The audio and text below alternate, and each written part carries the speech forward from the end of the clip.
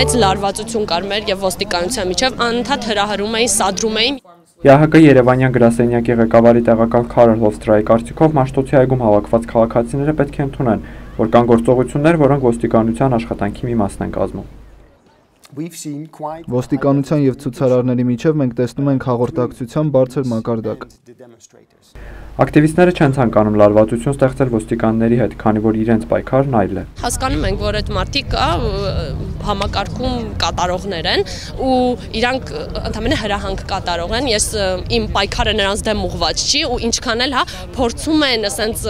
իջեցնել պայքարը, որ մեզ ու ոստիկանի միջև պարակտում մտցնել, մենք չենք գնալու դրան։ Այդպես էլ է պատահում։ Ցուցարարը պասիվ ձևով իր բողոքն է արտահայտում այնտեղ պառկելով եւ նրան տարածքից հեռացնում են։ Դա ոստիկանների գործի մի մասն է։ Ակտիվիստներն ագրեսիվ չեն, ինչը ենթադրում է, որ ոստիկանների ներկայությունը եւս խաղաղ պետք է լինի։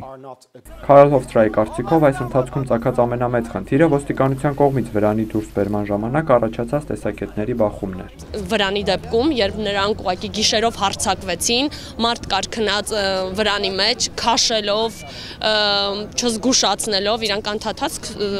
ստում են իրենց հաղորդագրությունների մեջ, թե իբր մեզ զգուշացրել են եւ ճղեցին վրանը, գույքին վնաս պատճառելով, վերջը այսպիսի պահվածք ցուցաբերեց ոստիկանությունը։ Ոստիկանության հաղորդագրության մեջ ասում է, որ եղել է պատշաճ զգուշացում։ Ցուցարարները ասում են չի եղել։ Սա իմ կարծիքով սկզբունքային հարց է։ Ես չեմ կարող ասել, թե ինչ սպառնալիք կարող էր վրանը ներկայացնել։ Դա հստակ չէ։ ՀՀԿ Երևանյան գրասենյակը զգուշավոր է։ 2008 թվականից սկսած այն անցկացնում է դասընթացներ եւ այլ միջոցառումներ ոստիկանության գործունեության որակի բարելավման ուղղությամբ։ Այն մտավախությամբ, որ այս ընտրական տարում չկրկնվի 2008-ի մարտմեկյան տխուր փորձը։ Սարգիս Խանդանյան, Սարգիս Բուղադարյան, Civilnet։